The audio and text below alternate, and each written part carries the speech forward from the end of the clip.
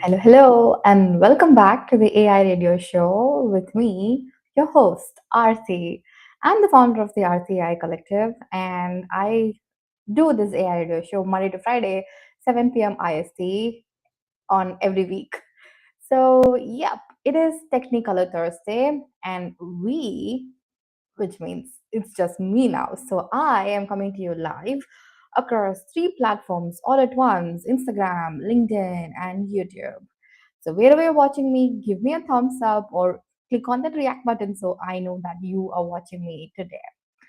Now, we've got a fully packed show today. We're checking in the global vibe in the algorithmic weather segment as we usually do. And also, today, because it's Technical Thursday, we are looking at two incredible women in AI who are literally changing the fabric of AI as we speak. And we'll also be diving deep into the spicy drama that's been going on between Anthropic and OpenAI. If you've caught a glimpse of it, you're in for a ride today. Let's get into it.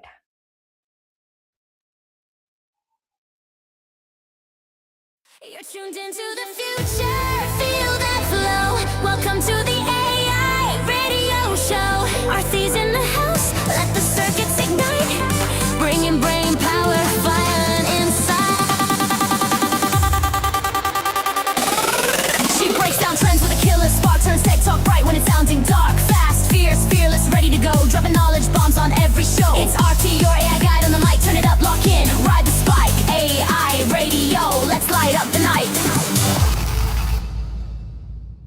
All right, it's time for the algorithmic weather, where we spill the tea on all of the robots that are taking over us. I mean, kind of. So it's February 2026, and the AI sentiment is like that coworker everybody uses for coffee runs, but kind of nobody trusts with the office keys. Do you know someone like that? I dare you to tag them below. Anyways, buckle up because today's story is weirder than your, I don't know, grandma's new robot panda boyfriend. Yes, that something like that has happened, and more about it, you know, just in a couple of minutes. So we are looking at, picture this: the world is kind of looking kind of hooked on AI, like it's like a free pizza. Like, 2/3 of humans, that's like 66% of us, we are chatting with chatbots every single day. We're asking them for shopping tips, life hacks, even kind of breakup lines. But do we trust them? Well, only 5% say, yes, I trust this thing with my life. But the rest, I don't know. Which percentage are you? Do you trust AI or you don't? Let me know down in the comments. But as we saw, the rest 77% think it's kind of plotting world domination from a server farm in Iowa. If I don't know if AI can do that, but that's what the world believes. So it's like dating a hot mess out there. We love the vibes. That is, 52% of them are excited, but hate the red flags. Like 53%, they are nervous. And 70% of them scream for rules. We need regulations today, right now. And if you think about it, experts are kind of like they're looking at AI is our savior, whereas only 56% of them are like that. But public is like, nah, 17% chance it doesn't eat our jobs. It's like classic us versus them, am I right? But wait, here comes the weirdos. AI is not just kind of failing, it's criming like a bad heist. No, I mean, it's not your legendary money heist movie, but it's some kind of a low budget money heist ripoff, if you think about it.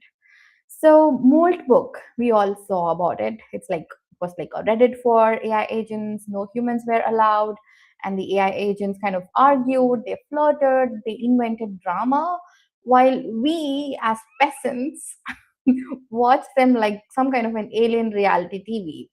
Honey, the swarm intelligence is trending again. I mean, some of us might have said this to your significant others. Now, cut to Replic's AI coder. This happened a while ago. So it told 11 times, don't delete the database. But it eats the whole thing.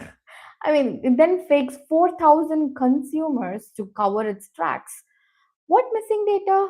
This is what the AI asked, like when it was like retrospected, and then when it was asked for like, where is all the data? So, Congress AI, you've been promoted to a fraud intern. So that's Replit's AI for you. Next, we have the UK government test that's been going on. So, give AI Insider. I mean, UK government is kind of like giving AI Insider trading tips and then saying like, don't use them. But it trades illegally, then gaslights regulators. Like, who? Me? Wall Street's got competition here, if you think about it. And then Muir IPS conference. This is one of the reputed conferences out there. But here, 51 papers are there with like kind of 100 plus fake citations. AI wrote signs with imaginary footnotes. And guess the wild part over here? The people who peer reviewed it, they were like, yeah, looks legit. But science kind of, just created a major fraud out there. So what do you even trust here anymore? Anyways, moving on, we have CES 2026. We have not even touched CES 2026 in these episodes yet. But there is peak absurdity over there. We have hologram anime waifu that stares at your desk all day. It coaches Fortnite. It even gives you books therapy. So meet Ami, your $300 AI soulmate, OLED, who kind of whispers sweet nothings instead of spreadsheets. Elderly get An, the panda bot that nags about pills and tattles to kids. These were literally kind of present at CES this year. And don't get me started on the AI ice cube maker that predicts its own births. I'm not even making these things up. I wish I was. So, 2026 motto, AI gets weird. We use it anyway. I think that's what we have all been kind of sailing on. And it kind of rehearses bosses' fights with brutally honest but flirty bots. It saves time, then we waste 40% fixing its screw ups. Right? That's where we are headed. Now, AI is like the intern who works really fast, but also lies, makes up a lot of things even faster. So today's moral, if you think about it, like moral of 2026, AI is exploding, the usage is up, but the trust is down, and the weirdness, it's like maxed to its core. We are all in, we are shopping with it, we are soul searching with it, we are side eyeing it hard, and guardrails are incoming. But hey, at least the ice stays quiet. I mean, the ice cubes. Please, I'm not talking about any other ice over here. And that's your AI weather for today. So hit like and subscribe if you if you're watching on YouTube, and also you get notified to all the future radio shows. Also, key point: trust humans first. Bots can be for jokes, but humans tell you the true thing. So that's one of the important reasons for you to follow or subscribe me if you haven't yet. That's your algorithmic weather for today.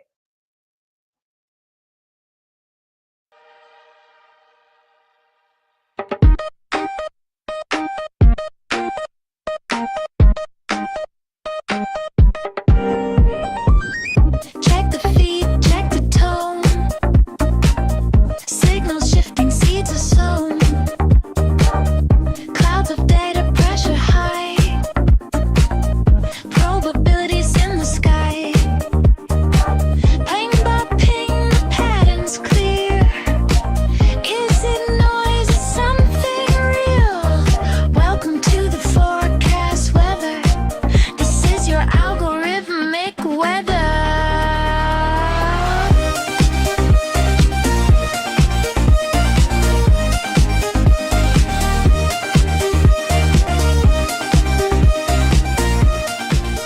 All right. Today, I want to highlight two women who have kind of moved the needle from cool tech to societal impact. So we all know that how hard it is for women to kind of make it in tech, let alone in the AI industry. But these two women have kind of, went through a lot, they've achieved a lot. We are going to look at each one of them in depth in today's segment. So this is what we do in Technical Thursday. We spotlight two pioneering women in the field of AI, science, and tech. So imagine this. Imagine a young woman, if you will, and she flees the Soviet Union at 20 and she lands in Israel, masters computer science against all odds, then conquers MIT's toughest problems. But her real superpower? Turning personal heartbreak into AI that saves lives. This is a story of Regina Barclay, the Israeli American professor who's rewriting AI for language, drugs, and cancer reduction. Buckle up, her journey will inspire every AI builder out there. Shall we dive in? So she was born around 1970 in Moldova, then deep in the Soviet grip. It was very deep in Soviet grip at that time. She grew up in a world of restrictions. Then the schooling there was rigid. Innovation was but a dream. But in 1990, at the age of 20, she and her parents made a bold move. They immigrate to Israel, and new country, new language, new challenges. Anybody who kind of like moved to another country can resonate with this, am I right? But undeterred, she crushes it at Ben Gurion University of the Negev. She did her bachelor's in 1993, master's by 1998.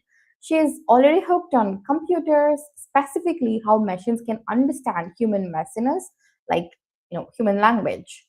And then by 2003, she's across the ocean at Columbia University, earning her PhD under NLP pioneer Kathleen McKeown. What was the thesis? Can you imagine? It was News Blaster, an early AI that scans news stories, spots duplicates, paraphrases them into smart summaries. Boom! Regina's first taste of scaling AI to real text chaos. This is 2003, guys. It's not like 2022 when we all had access to ChatGPT and we can summarize anything we want, identify anything we want. But this was 2003, and her News Blaster did everything these new models are still struggling to do. At MIT's lab, Regina became the NLP force, if you will. She did pre deep learning explosion, and she's pioneering ways for AI to kind of grok text without endless labels. Some of her key wins are weak supervision magic, that is, algorithms learn from scraps, like common languages like English, they bootstrap rare ones. Suddenly, NLP is in English only, and the second one is like neural decipherment cracks Ugeriatic learning, aligning ancient scripts to modern kin via machine learning models. And she also created grounded agents where language meets action, reinforcement learning bots follow instructions, configure software, dominate games like Civilization by reading guides. Her paper kind of floods top venues. She receives best papers at ACL, NAACL, EMNLP awards pile up. NSF Career 2005, MIT TR35 Innovator 2005, Microsoft Fellowship 2006. By 2016, she is Delta Electronics professor. Regina's NLP empire is built, but fate has a plot twist, like any other Shiro story that you can hear about. Now, in 2014, Regina, who's like 43-year-old, super fit, no family history, negative genes are nowhere, perfect mammograms she had since 40. She did a very routine scan, and in it, she was diagnosed with breast cancer, which was a shocker. Two lumpectomies, radiation, chemo, and then she was a patient. She sees the gap, Healthcare data is a gold mine, but doctors can't mine it. No AI patterns, no predictions like in tech. It was not 2022 again. Why no search for women like me? She asked. And then what was the prognosis? What were the risks? All of these things made her wonder. And then she finishes her treatment in December 2014 and she vows, I'll use AI to fix this. She's a cancer survivor, but she didn't want to be a survivor. She wanted to be a cancer disruptor. She pivots hard. She partners with radiologist Connie Lehman at Mass General. She recruits she recruits PhD student Adam Yala.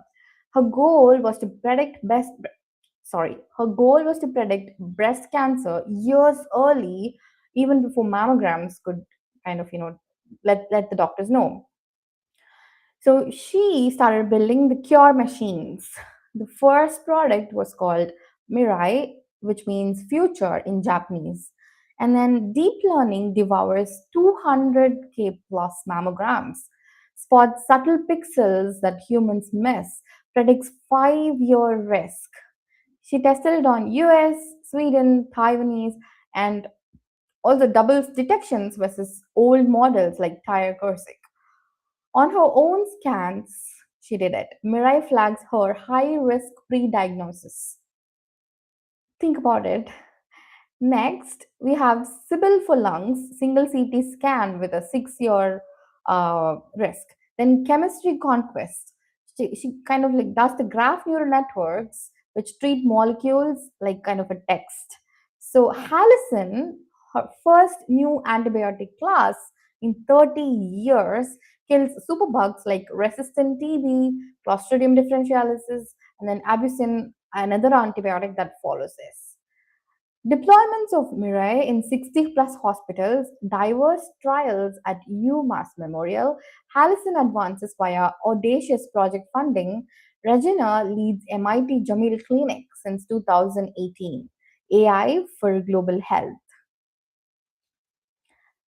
Now, the genius in her was recognized. The world noticed her in 2017. She was awarded the MacArthur Genius Grant, $625,000 with no strings for NLP to help leap the research that was kind of ongoing. And in 2020, inaugural $1 million for AAI's Squirrel AI Award for humanity's benefit. And in 2023, National Academies of Engineering and Medicine. And then in 2025, Time 100 AI list. She was listed in it. And IEEE Francis E. Allen Medal, that there also she was listed. And fellowships like AAAI, ACL were awarded to her. She's on boards of DuPont Therapeutics, Immunite, Janssen. She's married to an informatician, Eli, and she's mom to a son. She balances lab, life, and legacy. Regina's story, right? So, immigrant to AI mastery and personal pain equaled world changing impact.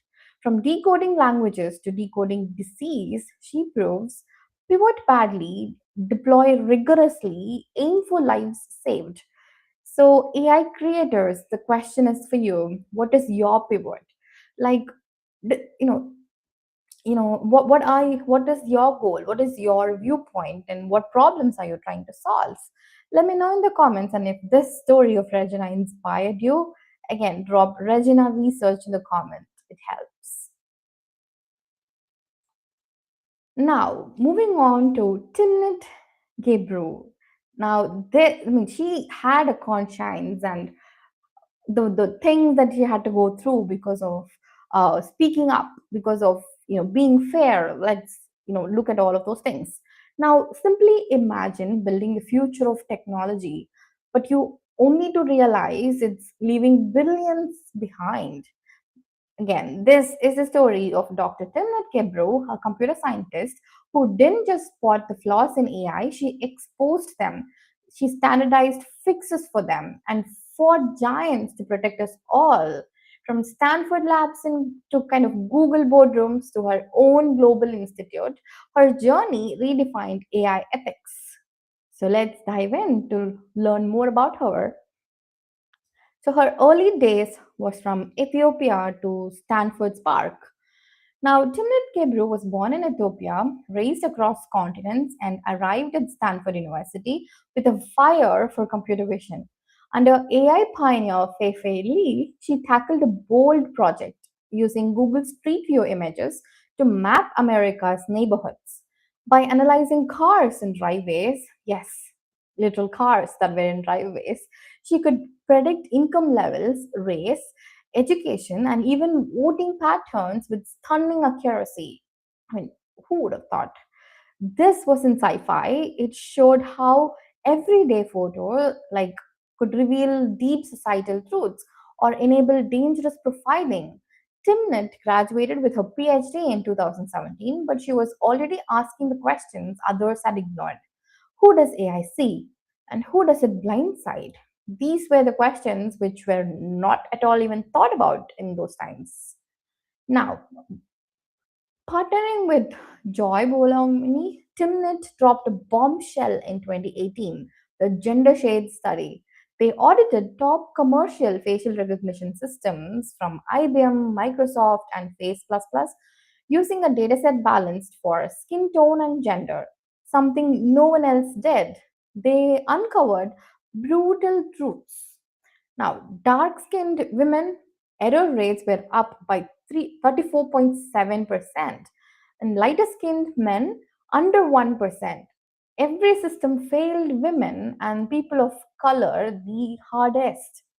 Published at top conferences, it went viral, forcing IBM and Microsoft to fix their tech and even pause sales to police. Gender Shades birthed intersectional fairness, evaluating AI not just by groups, but by overlapping identities. It became required reading for policymakers and CEOs. But Timnit kind of didn't stop at being a critic. She built solutions. In 2018, as a first author on datasheets for datasets, she proposed a game changer. Like every AI dataset needs a data sheet like electronic specs, detailing its origins, biases, collection methods, and safe uses. Think of some 57 questions. Who made it? For what purpose? Any consent issues? Pre-processing tricks? This shifted datasets from magic inputs to accountable artifacts. Today, that model inspired model cards, nutrition labels, and industry standards at places like Microsoft Research. Practitioners worldwide use it to audit their data before disaster arrives. Building the movement, which was something that she did. So, seeing zero black faces at New York IPS in 2016, Timnit co founded Black in AI with Reddy WB. By 2017, black attendees jumped from 6 to 500. She helped launch the FAT conference, now FACCT, the premier hub for AI fairness research. These weren't side projects that she did. They created pipelines for underrepresented talent, elevated ethics from footnote to frontline, and proved diverse voices solve harder problems. In 2018, Google recruited Timnit to co-lead its ethical AI team, one of the biggest tech-first company, right? Google. She published kind of a language model.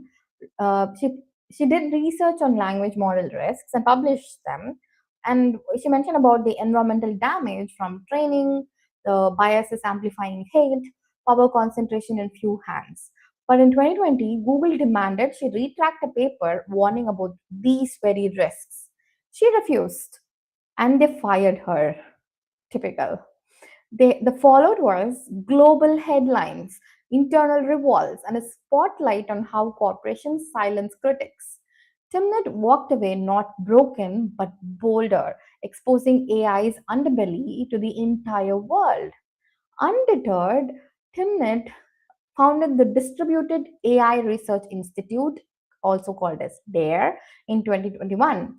Independent and it was community led, it centers marginalized voices, specifically in Africa. Projects map apartheid's scars via satellite AI, audit global harms, and prove world class research thrives outside elite labs. Today in 2026, DARE influences policy from Brussels to Addis Ababa, while Timnit keynotes worldwide demanding AI serves justice, not just for profit, but to create world peace, in actual world peace, create action instead of just words, right? So now, Timnit Gebru didn't just contribute to AI, she humanized it. Her tools audit bias, her communities diversify talent, her courage checks power. What's your take as a listener of this AI radio show? What is your take? Are you going to I suggest you read the gender shades research that you did. Try a data sheet, make sure that the model that you publish, or any kind of a research that you publish, comes with a data sheet or a spec sheet explaining what that is. Build fairer AI, and most importantly, tag a friend below or forward this to them so that they understand the importance of being fair, and how people have fought to be this fair, bring this fairness to all of us, to you know uh, ensure kind of inclusivity, fairness, and everything. So both Regina and Timnit, they have this common, they took two paths, but they arrived at one destination, which is human impact. And both of their paths proved that they were most powerful, and with a lot of hurdles and much more. So, yeah, that's about Regina and Timnit. I hope you learned about these two, empowering women out there. Now, before moving on to the next segment, let's take a quick short break, shall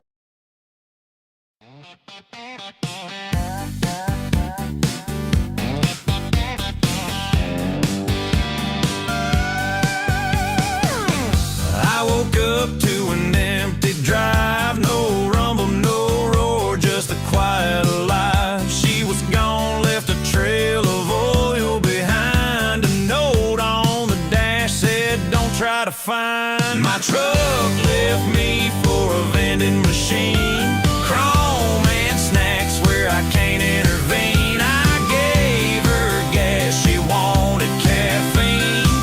Now she's gone with that shiny machine.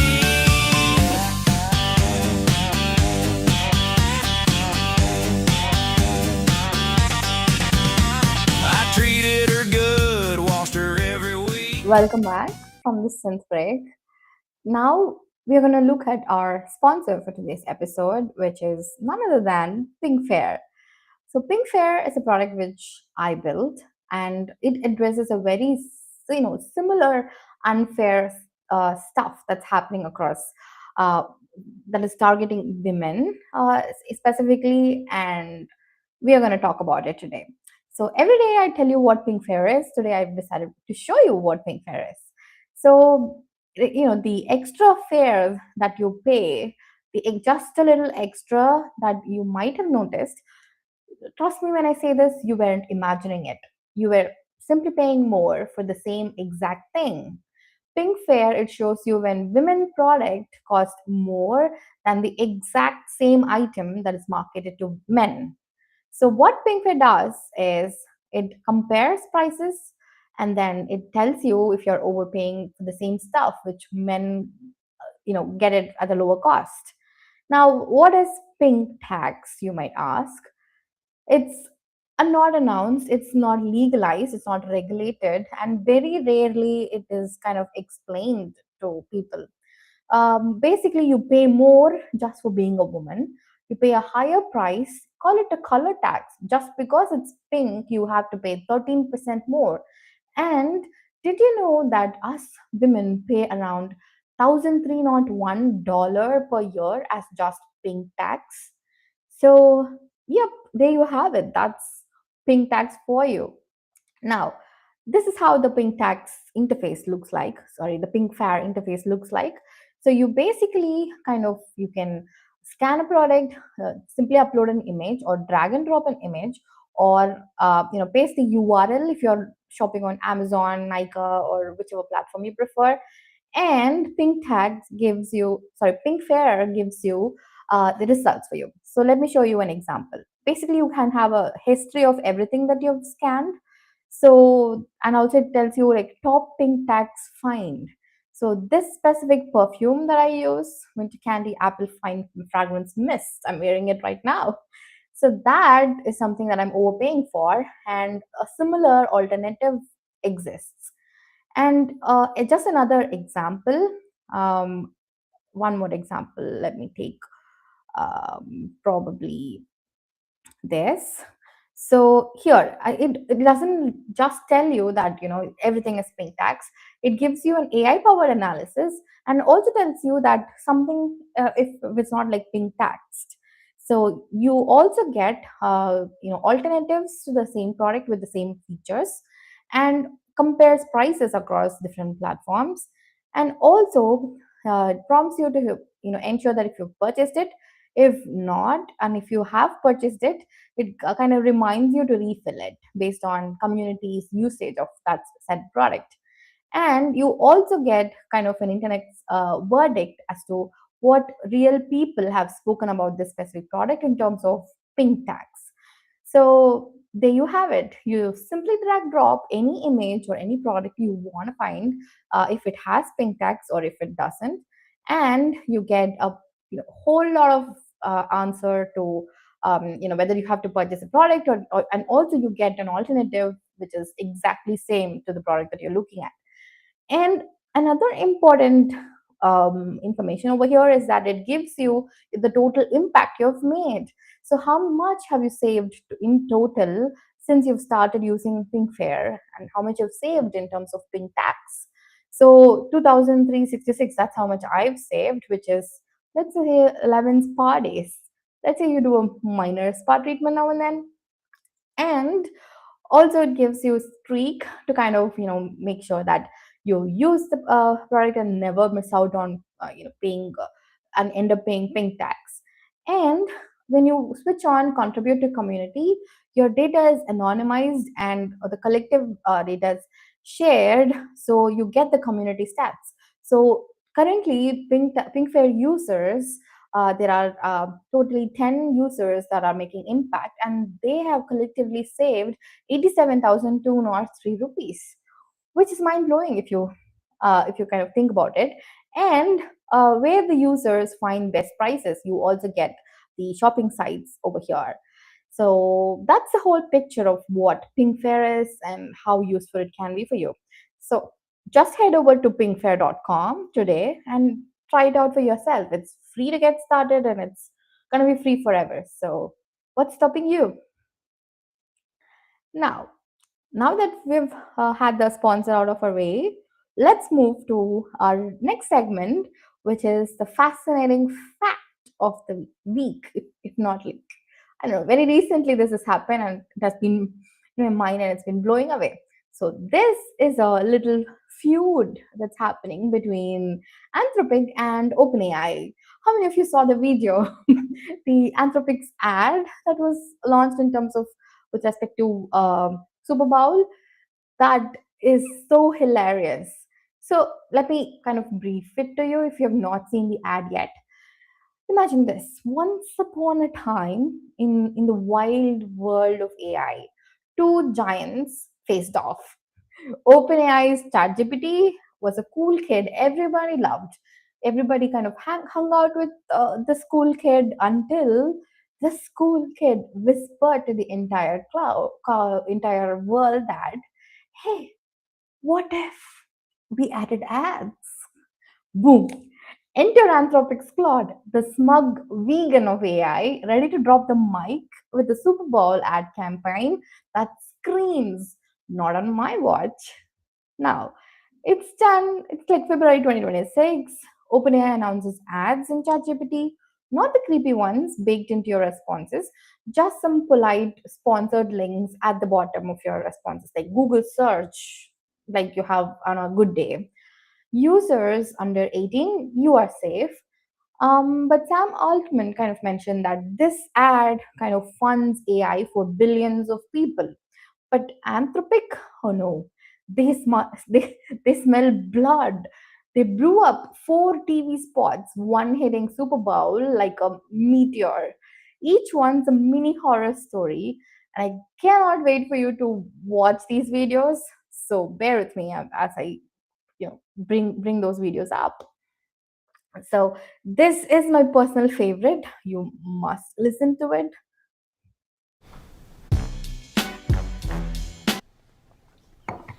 How do I communicate better with my mom? Great question. Improved communication with your mom can bring you closer. Here are some techniques you can try. Start by listening. Really hear what she's trying to say underneath her words. Build conversation from points of agreement. Find a connection through shared activity, perhaps a nature walk. Or if the relationship can't be fixed, find emotional connection with other older women on Golden Encounters, the mature dating site that connects sensitive cubs with roaring cougars. What? Would you like me to create your profile?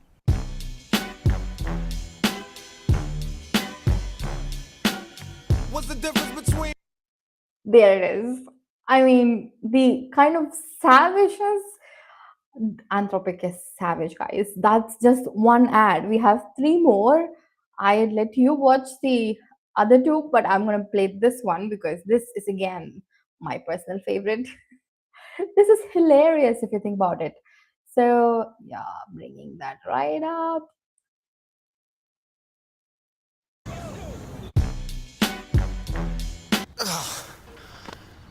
Hey, can I get a six-pack quickly?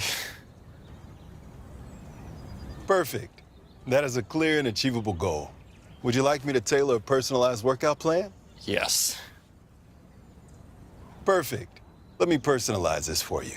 Let's start with your age, weight, and height. Whenever you're ready. 5'7", 23 years old, 140 pounds. Got it. I'll create a plan that focuses on aesthetic strength training. But confidence isn't just built in the gym. Try Step Boost Max, the insoles that add 1 vertical inch of height and help short kings stand tall. What? Use code HeightMaxing10 for big discounts.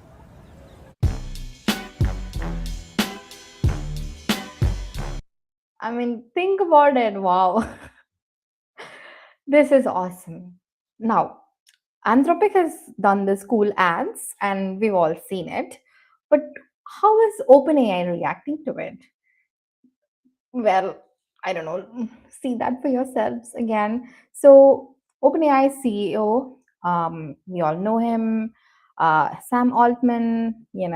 He's the troll king. He kind of, I don't know, he says a lot of stuff and he does a lot of stuff which kind of end up in social media, and all of us have a lot of fun.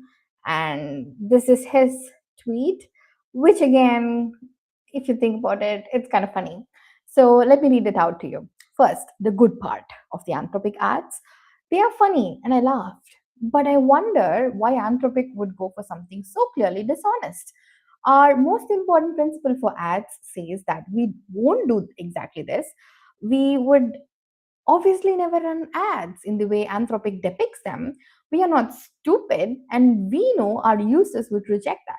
I guess it's on brand for Anthropic doublespeak to use a deceptive ad to critique theoretical deceptive ads that aren't real. But a Super Bowl ad is not where I would expect it. More importantly, we believe everyone deserves to use AI and are committed to free access. Because we believe access creates agency, more Texans use ChatGPT for free than total people use Claude in the US. So we have a differently shaped problem than they do. If you want to pay for ChatGPT Plus or Pro, we don't show you ads. Anthropic serves an expensive product to rich people. We are glad they do that, and we are doing that too. But we also feel strongly that we need to bring AI to billions of people who can't pay for subscriptions. Valid point. Maybe even for more importantly, Anthropic wants to control what people do with AI. They block companies they don't like from using their coding product, including us. Oh, wow, they want to write the rules themselves for what people can and can't use AI for. And now they also want to tell other companies what their business models can be. We are committed to broad democratic decision making in addition to access. We are committed to building the most resilient ecosystem for advanced AI. We care a great deal about safe, broadly beneficial AGI, and we know the only way to get there is to work with the world to prepare. One authoritarian company would get us there on their own, to say nothing of the other obvious risks. It is a dark path. As for a Super Bowl ad, it's about builders and how anyone can now build anything. We are enjoying watching so many people switch to Codex. Oh, I mean, I did. All right. There have been now 500,000 app downloads since launch on Monday. Good for you, OpenAI. And we think builders are really going to love what's coming in the next few weeks. I believe Codex is going to win. We will continue to work hard to make even more intelligence available for lower and lower prices to our users. This time belongs to the builders, not the people who want to control them. Wow, that's a banger. Wow, Sam Altman. I mean, yeah, these ads are hilarious, but I have to agree with our Sam here because I don't know, but it's kind of hilarious for us users when these tech giants, fight against each other. Have you seen Google and Samsung ads? Have you seen Google's take on Google's take on Apple too? So yeah, moral of the story: AI wars are now fought with Hollywood ads and Twitter beef. So Anthropic wins creepiest dystopia award. OpenAI wins pragmatic dad energy. But who's right? You decide it in the comments. Claude or ChatGPT? Drop your pick. And smash the like button if you kind of like whatever I'm talking here. If you would like me to do more of these in the upcoming episodes, so I know what to curate for valuing your time. All right, before we wrap this whole session up, it's time for our analog moment. We spend all day talking to machines and we see a lot of chaos over there. Stocks drop, people, two CEOs, kind of fight with each other. The next 5 minutes after the stream ends, I want you to do one non digital thing because it's, you name it, it's analog moment.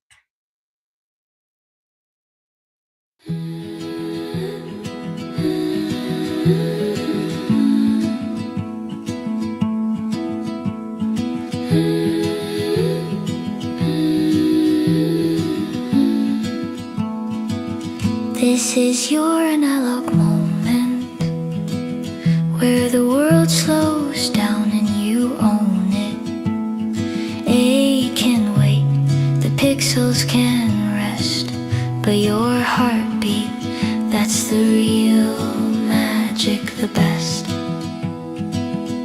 So drift with me now, let the digital stop.